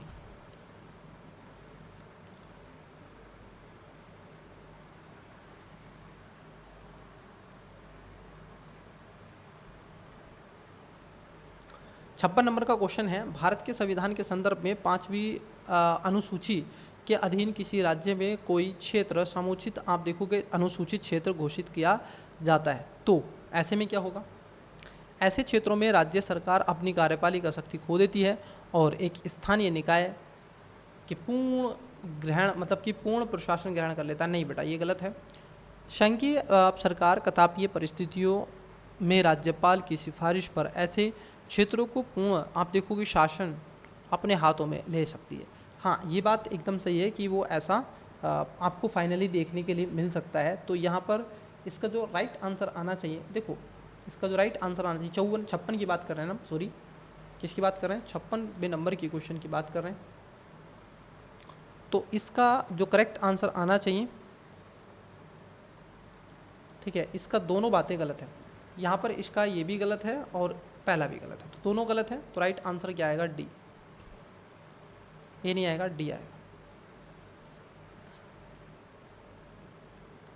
यहाँ पर आपसे पूछा गया संगठन, और ये पूछा है कि संघ के मंत्रालय, जैसे राष्ट्रीय ऑटोमोटिव जो आपकी इंडस्ट्री होती है, ये आपकी भारी उद्योग के तहत आती है। जो आपके कायर जो बोर्ड होता है, ये एमएसएमई सेक्टर के अंतर्गत आ जाएगा। राष्ट्रीय व्यापार जो सूचना की बात करता है, वो आपका कॉमर्शियल जो मिनिस्ट्री है उसके तहत होता है। तो तीनों में से कोई भी सही सुमेलित नहीं है, तो डी इसका राइट आंसर हो जाएगा। भारत के संविधान के अधीन निम्नलिखित कथनों पर विचार कीजिए। ठीक है, संविधान के बारे में पहला, 7वीं अनुसूची, ठीक है, 7वीं अनुसूची 7वीं अनुसूची में सूची 1 संघ सूची है। हाँ देखो ये बात सही है, और पूछा क्या है, बिल्कुल ये वाली बात एकदम सही है कि वो एक संघ सूची के विषय के रूप में जानी जाती है, इसमें कोई दोहरा ग्रह है नहीं। ठीक है भाई। उसके पश्चात आपसे कह रहे हैं 58, हाँ, उसके पश्चात आपसे कहा जा रहा है कि किसी राज्य की कार्यपालिका शक्ति का विस्तार, अगर ऐसा वो करेगा तो ऑफकोर्स वो देखने के लिए आपको मिलेगा कि वो ऐसा कर रहा है और ये सारी चीज़ें तभी हो पा रही। तो आप देखोगे यहाँ पर शक्ति का विस्तार, ठीक है, तो ये तो बिल्कुल सही है। राज्यपाल के पद की जो शर्तें हैं, नहीं बेटा ये उससे कोई लेना देना नहीं है, तो पहला और दूसरा इसमें सही है। तो राइट आंसर जो आएगा ऑप्शन नंबर ए इसका करेक्ट आंसर आएगा, इसको नहीं मानेंगे, ए इसका करेक्ट आंसर आएगा। 659 भारतीय राज्य व्यवस्था के बारे में ये क्वेश्चन है, देखिए पूछा गया आपसे, ठीक है। 59 नंबर पे, किसी राज्य का राज्यपाल अपने पद की शक्तियों और दायित्वों के प्रयोग और निष्पादन के लिए किसी न्यायालय के प्रति उत्तरदायी नहीं होता। बिल्कुल ये बात सही है, ये बात एकदम सही है। राज्यपाल के विरुद्ध उसकी पदावधि के दौरान कोई दंडिक कार्यवाही संस्थापित नहीं की जाएगी या जारी नहीं की जाएगी, ये भी बात सही है। न केवल इनके राष्ट्रपति हो, राज्यपाल हो, राजदूत हो वगैरह वगैरह। किसी राज्य विधानमंडल के सदस्य सदन के अंदर कहीं की गई किसी बात के लिए आप देखोगे न्यायालय में कार्रवाई के लिए दायर नहीं कर सकते हैं, ये भी बात सही है। तो इसका डी राइट आंसर आ जाएगा, तीनों बातें यहाँ पर एकदम सही हैं। नेक्स्ट पूछा क्या है, उपयुक्त आप देखोगे क्रियाकलापों में से कितने हमारे देश में पेट्रोलियम प्राकृतिक गैस नियामक बोर्ड द्वारा विनियमित होते हैं। देखो बेटा, क्या आपको लगता है ये विक्रय करवाएगा, क्या आपको लगता है ये वितरण करवाएगा, ये क्या करता है, कच्चे तेल का उत्पादन करता है और प्राकृतिक गैस का उत्पादन करता है। तो इसमें दो इसका राइट आंसर आ जाएगा ऑप्शन नंबर बी। ये क्वेश्चन ऐसे क्वेश्चन थे बेटा जो आपसे पूछने गए थे, ठीक है। अब यहाँ पर देखो 80,000 करोड़ का राजस्व, ठीक है, सरकार का जो प्राप्त हुआ है वो राजस्व 80,000 करोड़ है, और जो राजस्व प्राप्ति हो रही है वो 60,000 करोड़ है। इतना उनको खर्च करना है, 60 उनके पास है तो 20 का। अब ये कह रहे हैं कि बजट 10,000 करोड़ रुपये के उधार ग्रहण और 6,000 करोड़ के ब्याज भुगतान को प्रतिपादित करने की। अब देखो यहाँ पर पहला है कि राजस्व घाटा कितने को होगा, 80 था और 60 घटाएंगे 20 का, बिल्कुल सही बात है। राजकोषीय घाटा कितने का होगा, थे कितने बेटा, आपके थे ये इतने, और यहाँ पे से ये तो ये आ जाएगा। प्राथमिक घाटा कितना था ये आपको देखे रखा है, ठीक है, 6,000 तो वो था ही, लेकिन उसके बाद 4 बचेगा अगर 10। तो यहाँ पर राइट आंसर हो जाएगा ऑप्शन नंबर डी, मतलब कि सभी सही हैं इसमें। ये भी थोड़ा सा इतनी डिफ़िकल्ट नहीं था। कुछ क्वेश्चन ऐसे पूछे हैं कि आप देखते ही उसका आंसर बता सकते हैं, जैसे यही एक क्वेश्चन है, समझिएगा इसको।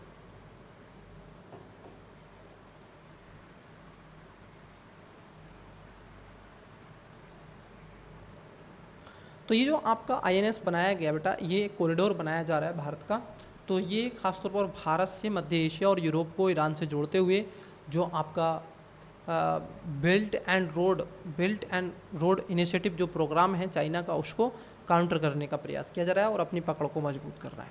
तो यहाँ पर क्या आ जाएगा, राइट आंसर ए। 63 विश्व के 2 प्रमुख एथेनॉल उत्पादकों ब्राज़ील और संयुक्त राज्य अमेरिका में प्रयुक्त, आप देखोगे संयुक्त राज्य अमेरिका की तुलना में ब्राज़ील अधिक एथेनॉल उत्पादन करता है। देखो अब ब्राज़ील करता है नहीं, ये वाली बात गलत है, क्योंकि इसमें USA ज़्यादा करता है। जहां संयुक्त राज्य अमेरिका में एथेनॉल उत्पादन के लिए प्रधान जो आप देखोगे सामग्री फीडस्टॉक मक्का है, इसके विपरीत ब्राज़ील में एथेनॉल उत्पादन के लिए प्रधान भरण सामग्री गन्ना भी दिखाई देता है। और गन्ने के सिवा अलग भी आप देखोगे यहाँ पर आपको और भी चीज़ें मिल जाती हैं। तो आपका जो 63 नंबर की बात कर लें, 63 नंबर में आपका राइट आंसर होना चाहिए था ऑप्शन नंबर ए। अच्छा और भी है क्या, तो ये ए इसका राइट आंसर आएगा ए। चलिए नेक्स्ट क्वेश्चन देखते हैं। 64 नंबर, विश्व बैंक ने यह चेतावनी दी है कि भारत ऐसे प्रथम स्थानों में से एक बन सकता है जहां आर्द्र वल्ब तापमान वेल्ट वल्ब टेम्परेचर नेमी से आप देखोगे 15 सेंटीमीटर से अधिक होगी। निम्नलिखित कथनों में से कौन सा ये से सही है, आपसे पूछा गया पहला कि इससे क्या होगा, चक्रवात और सूखे की स्थिति देखने को मिल सकती है, और मानव समेत सभी प्राणियों की उत्तरजीविता प्रभावित होगी, क्योंकि उनके लिए पसीने के माध्यम से अपने शरीर के तापमान को आप देखोगे निकालना मुश्किल हो जाएगा। अब यहाँ पर थोड़ा सा जैसे मैं कहूँ कुछ ऐसे स्पीसीज भी हैं इस प्रजाति पर जो हमें नहीं पता है, तो ये एक एक्सट्रीम बर्ड है, लेकिन आप कह रहे हैं कि इसका आंसर क्या आना चाहिए, सी, दोनों बातें आनी चाहिए, लेकिन मुझे जहाँ तक लगता है इसका आंसर ए भी आ सकता है। चलिए, तो सी इसका राइट आंसर होगा। देखिएगा, ये बड़ा ही अच्छा क्वेश्चन है। किसी देश का राजकोषीय घाटा 50,000 करोड़ रुपए है। इसे गैर ऋण सर्जन प्राप्तियों पूंजीगत प्राप्तियों के माध्यम से आप देखोगे 10,000 करोड़ प्राप्त हो रहे हैं। अब 10,000 करोड़ प्राप्त होने या कम हो रहे हैं उसका कोई लेना देना इतना है नहीं। उस देश की ब्याज देताएँ 1,500 करोड़ हैं, ठीक है, उसका सकल प्राथमिक घाटा कितना आएगा। अब देखो माइनस अगर आप करोगे 50 में से तो कितना आएगा 49, तो 48.50 मतलब कि भी नहीं, इसका ए राइट आंसर आ जाएगा। ये बहुत इजी सा क्वेश्चन है। 15वें वित्त आयोग, देखो 2023 में ऐसे क्वेश्चन पूछा था, 22 में भी आया था, बट इस बार भी आया है। तो 15वें वित्त आयोग, इससे राज्यों द्वारा प्रशिक्षण, बिल्कुल ये वाली बात सही है। देखो ये यहाँ पे देखो कि संघ के करों के निगमन मतलब कि आगमन 45%, नहीं 45 नहीं है, ये 41% है। तो अब जैसे ही आप इस तीसरे नंबर को काटोगे तो शायद आंसर आपको मिले। तो आंसर ए नहीं होगा, बी नहीं होगा और डी नहीं होगा। Right answer option number C, मतलब कि 1, 3, 4 इसमें देखने के लिए आपको मिलेगी। चलिए नेक्स्ट क्वेश्चन देखते हैं। देखिए ये भी बहुत बढ़िया क्वेश्चन है। अंतर्राष्ट्रीय पुनर्निर्माण और विकास बैंक मतलब कि IVRD के बारे में पूछ लिया गया। यह मध्यम आय वाले देशों को ऋण और गारंटी प्रदान करता है। बिल्कुल ये बात सही है, ये गारंटी प्रदान करता है। यह गरीबी कम करने में विकासशील देशों की सहायता के रूप में अकेले कार्य करता है। अब देखो जैसी बात यहाँ पर की गई है अकेले, नहीं बेटा ऐसी बात नहीं है, इसके सिवा अन्य भी जो शाखाएं हैं इसकी वो भी इसमें काम करती हैं, तो ये गलत है। तीसरा, इसकी स्थापना द्वितीय विश्व युद्ध के उपरांत आप देखोगे यूरोप के निर्माण में सहायता हेतु की गई। तो यहाँ पर क्या है, दूसरा स्टेटमेंट गलत है। यहाँ पर आप देखोगे सी, 1 और 3 इसका राइट आंसर हो जाएगा। अब यहाँ पर आपसे पूछा गया RTGS NEFT, तो NEFT तो आप 24/7 कर सकते थे, लेकिन RTGS को जब बैंक खुलेगी तभी आप करवा सकते हैं। फिर IMPS होता है, खैर वो सारी चीज़ें यहाँ पर देखिएगा। ये कह रहे हैं RTGS में भुगतान उसी क्षण से होता है, जबकि NEFT के मामले में भुगतान करने में कुछ समय लगता है। ये बात एकदम सही है, ठीक है, क्या सही है ये बात, बताइएगा। क्वेश्चन नंबर 68,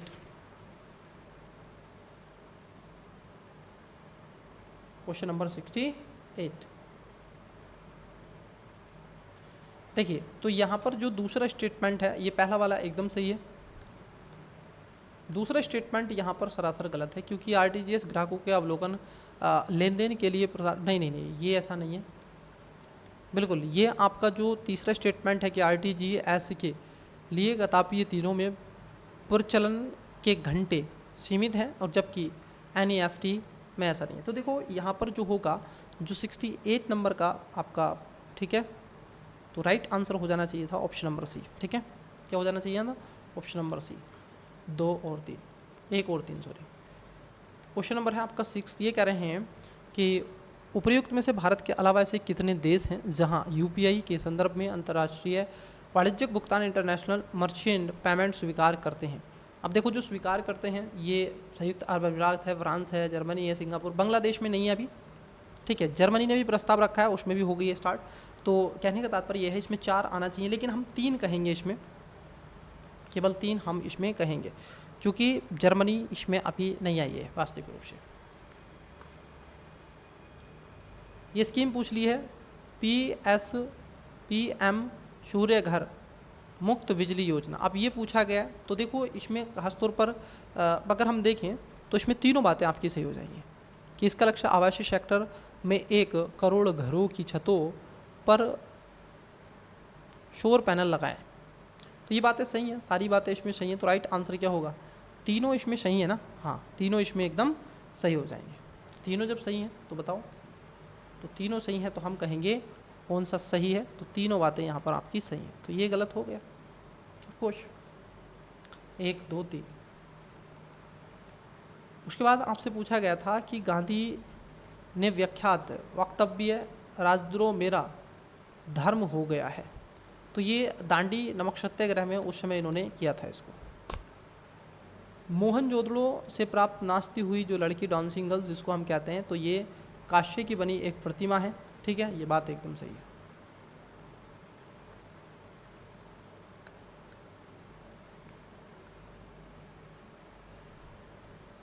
ये भी इजी है, चोरी चोरा घटना के बारे में आपसे पूछा गया है।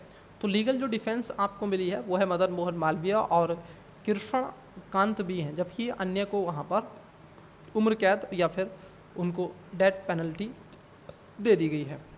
नेक्स्ट, निम्नलिखित में से किस एक घटना के उपरांत गांधी जी ने जो अस्पृश्यता की बात सतत विरोध करते हैं कि सभी, देखो इसमें जो खास तौर पर था अनटचबिलिटी की बात करता है, जो आपकी विरोध है अस्पृश्यता है उसको कम करने की बात करता है। तो पूना समझौता जो हुआ था डॉक्टर अंबेडकर और महात्मा गांधी जी में, उसमें ये देखने के लिए आपको मिलेगा। ये कह रहे हैं कि उपयुक्त में से कितने 16वीं और 17वीं शताब्दी में पुर्तगाली द्वारा लाए गए थे। जैसे पपीता है, अनास है, अमरूद है, ये तीनों में से आई थिंक आप देखोगे कोई भी ऐसा वो लेकर के नहीं आए थे। ठीक है, कोई भी ऐसा वो लेकर के नहीं आए थे। 75 नंबर का क्वेश्चन है ना। ओके, तो इसमें जो राइट आंसर होगा आप देखोगे ये भी सही है, ये भी सही है, ये भी सही है। तो तीनों बातें राइट आंसर हो जानी चाहिए थी, मतलब कि जो करेक्ट आंसर होगा वो ऑप्शन नंबर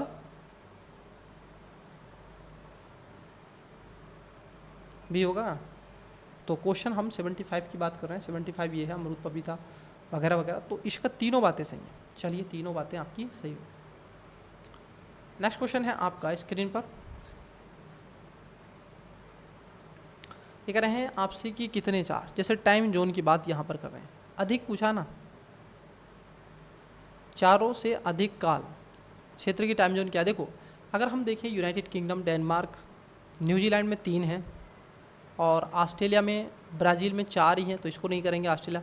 1 2 3, तो 3 अपन हो जाते हैं यहाँ पे, तो सी हो जाएगा, और भी होने चाहिए। चलिए नेक्स्ट क्वेश्चन देखते हैं।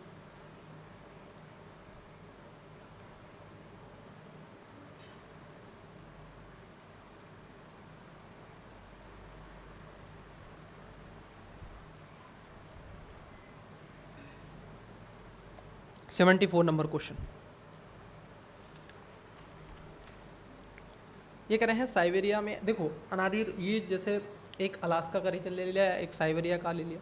अब यहाँ पर पहला स्टेटमेंट एकदम सही है, अलग अलग जोनों में अलग अलग होता है। जब अनादिर में सोमवार होता है, ठीक है, तब कौन सा मंगलवार में मंगलवार होता है? नहीं बेटा, तो यहाँ पर पहला ही वाला सही है। अब देखो ये भी एक क्वेश्चन ऐसा डिफिकल्ट है यहाँ पर। अब ये कह रहे हैं कि सेल्फ, जो आपका सेल्फ रिस्पेक्ट मूवमेंट की जो स्थापना की है वो पेरियार ईवी स्वामी नायगर के द्वारा की गई है। देश यहाँ पर पूछा गया, अनुसंधान है हीरा बोत्सवाना में, चिली लिथियम में, और इंडोनेशिया में आपको निकल दिखेगी। और यहाँ पर तीनों बातें आपकी सही दिखाई देंगी। 80 नंबर का क्वेश्चन पहला है, जैसे आप देखोगे मोलोरका जो है ये फ्रांस का है। नॉर्डिम जो है ये आपका, आप देखोगे कहाँ का है, इटली का है। और सार्डिनिया स्पेन का। तो तीनों गलत हैं, इसमें कोई भी सही आपका नहीं है। ठीक है, तो यहाँ पर क्या हो जाना चाहिए था, डी इसका राइट आंसर आना चाहिए। नेक्स्ट,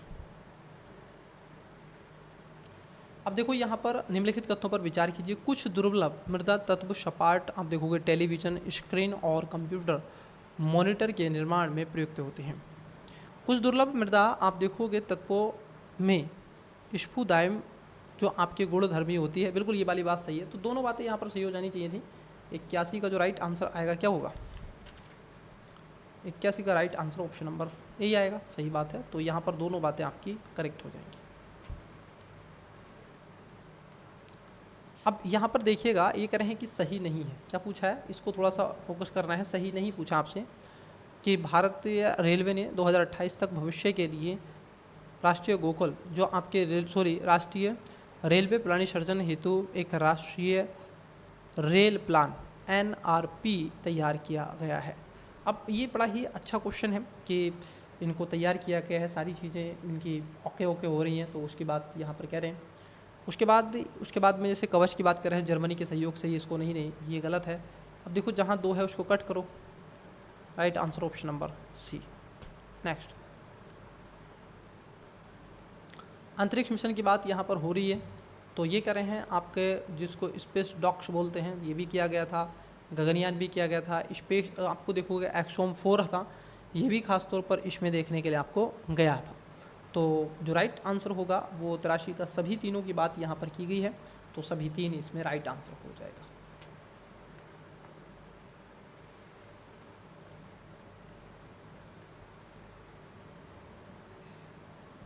अब देखो यहाँ पर वायु के प्रकार हैं और वितरण है, जैसे डोर्सनिया अगर हम देखें 288, IL 76, C आपके 17 हैं, जिसको ग्लोम लास्ट, ठीक है, तृतीय वाले में आता है। तो बताइएगा इसका राइट आंसर क्या होगा। तो देखिएगा इसमें करेक्ट आंसर होगा, ये गलत है, क्योंकि ये जो IL 75 है ये एक तरीके से मालवाहक है, ठीक है। तो यहाँ पर पहला तो सही है, दूसरा गलत है, तीसरा सही है। तो कितने सही हैं आपको हो गए 2 केवल इसमें सही हैं।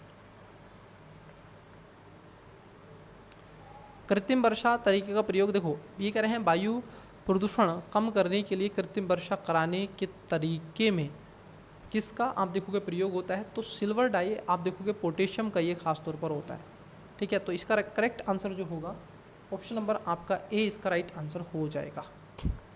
86 नंबर, भारत के राष्ट्रपति की क्षमादान, देखो ये बहुत ही अच्छा क्वेश्चन है। क्षमादान जो शक्ति है उसके बारे में पूछा है, राष्ट्रपति किसी शक्ति का प्रयोग सीमित न्यायिक प्रवलोकन के अधीन किया जा सकता है, बिल्कुल सही बात है। राष्ट्रपति इस शक्ति का प्रयोग केंद्र सरकार की सलाह के बगैर कर सकता है, नहीं, वो उसकी सलाह के बगैर एकदम नहीं करेगा। तो यहाँ पर दूसरा गलत है, पहला सही है, right answer option number A हो जाएगा। चलिए नेक्स्ट, निम्नलिखित कथनों पर विचार कीजिए, बड़ा ही अच्छा क्वेश्चन है। ये कह रहे हैं लोकसभा का विघटन होने पर विघटन के पश्चात होने वाले लोकसभा के पहले अधिवेशन के ठीक पहले तक अध्यक्ष पद अपने पद को रिक्त नहीं छोड़ेगा या फिर नहीं करेगा। तो बात एकदम सही है। भारत के संविधान के उपबंध के अनुसार लोकसभा का कोई सदस्य अध्यक्ष के रूप में नहीं, ये वाली बात गलत है, ये वाली बात सही है, मतलब कि पहला और तीसरा इसमें राइट आंसर आना चाहिए था, option number C. Next question देखिएगा 88, यदि कोई प्रश्न उठाता है कि लोकसभा का कोई सदस्य 10वीं अनुसूची के अधीन निहरता से ग्रस्त राय के अनुसार राष्ट्रपति का निर्णय अंतिम होगा। भारत के संविधान में शब्द राजनीतिक दल का उल्लेखीय उपयोग हुआ, ये बात सही है। तो पहला तो एकदम गलत है और दूसरा एकदम सही है, तो राइट आंसर क्या होना चाहिए। अच्छा पहला भी क्या इसमें सही है क्या, बताओ पहला भी क्या सही है, नहीं इसमें ना पहला सही है ना दूसरा सही है। तो यहाँ पर जो होगा आप देखोगे इसमें कोई भी सही नहीं है, तो ये भी सही नहीं है, तो डी इसका करेक्ट आंसर हो जाएगा। 89, भारत में राज्य सरकारों के पास में गौण खनिजों के निष्कासन के बारे में रियायत देने के लिए नियम बनाने की कोई भूमिका नहीं है, भले ही ऐसे खनिज उनके अपने भूभाग में अस्तित्व में। तो देखो ये पहला वाला जो स्टेटमेंट है ये सरासर गलत है, ऐसा स्टेटमेंट एकदम गलत होता है। दूसरे में कह रहे हैं कि भारत केंद्र शासित, बिल्कुल बिल्कुल, तो ये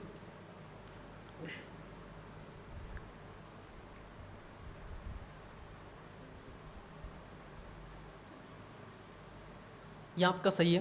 तो आप देखोगे ये भी आपका गलत है, तो पहला भी गलत है, ये भी गलत है। तो यहाँ पर पूछा गया कौन सा सही है। देखो यहाँ पर जब दोनों गलत हो जाएंगे तो राइट आंसर क्या हो जाएगा,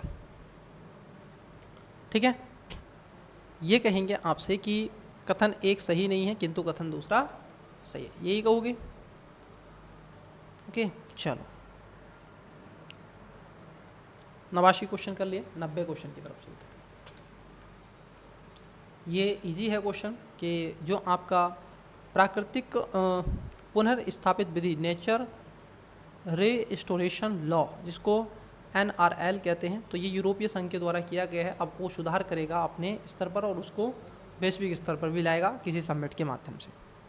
देखिए यहाँ पर पूछा गया सही नहीं है, मध्य स्तर पर पंचायतें सभी राज्यों में विद्यमान हैं। देखो सभी राज्यों में विद्यमान है, ये तो गलत है। मध्यवर्ती स्तर पर किसी पंचायत में सदस्य होने हेतु पात्र होने के लिए न्यूनतम 30 वर्ष तक आयु होनी चाहिए, 21 वर्ष की बात की।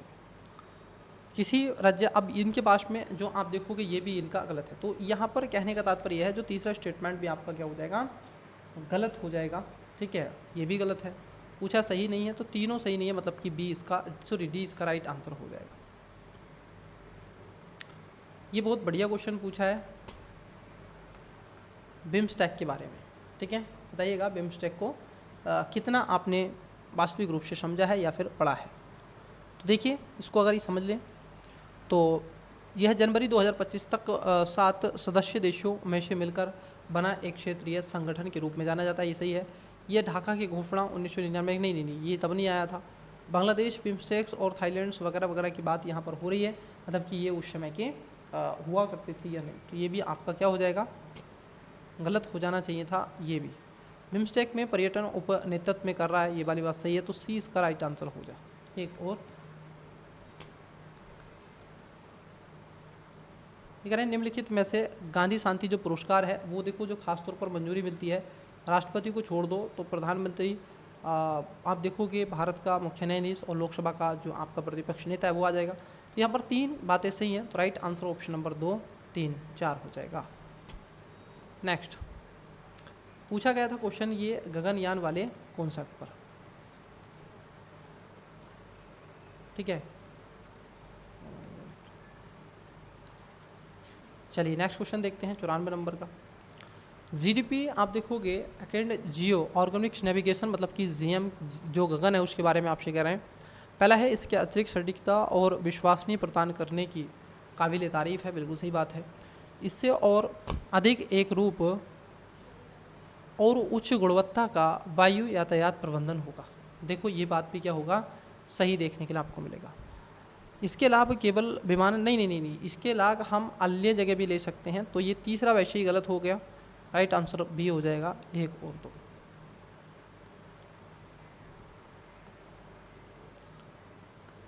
उसके बाद आपसे कुछ शब्द और कुछ और क्वेश्चन भी रहे हैं। ये कह रहे हैं ग्रेड पैलेस जो आपका रहा है, ग्रेड पैले, ये आपको पेरिस में अभी फरवरी 2025 में एक आयु को लेकर के समिट हुआ था, शिखर सम्मेलन हुआ था, उस पर ये चर्चा खास तौर पर जोर तौर से भी की गई थी। तो कहने का तात्पर्य ये है, आप देखोगे पहला कि भारत की सह अध्यक्षता में इस शिखर सम्मेलन में 2023 में संपन्न ब्लेजी पार्क शिखर सम्मेलन 2024 में संपन्न सिलियो शिखर सम्मेलन में की गई। अब देखो ये जो बात यहाँ पर हो रही है कि शिखर सम्मेलन की बात हो रही है, बिल्कुल सही है।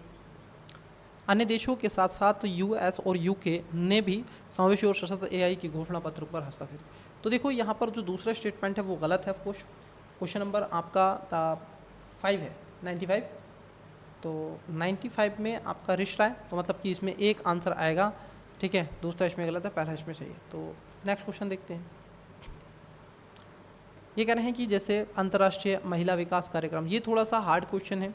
ठीक है, ये ऐसे हार्ड क्वेश्चन होते हैं बेटा फैक्चुअल, कि इनको इसका नाम वास्तव में पता है तो पता है, नहीं पता है तो नहीं पता है ना। तो इसको थोड़ा सा ध्यान में आपको रखना है।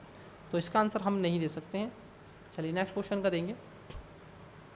देखिए ब्रिक्स के बारे में पूछा था, अभी इसकी हाल ही में सबमिट हुई थी कजान में। ठीक है, इंडोनेशिया पूर्ण सदस्य नहीं बनाया, लेकिन उसने अभी टिप्पणी अपनी दे दी है, अपने डॉक्यूमेंट सबमिट तो करे हैं। तो ये भी बात सही है, पहला और तीसरा मतलब कि राइट आंसर सी।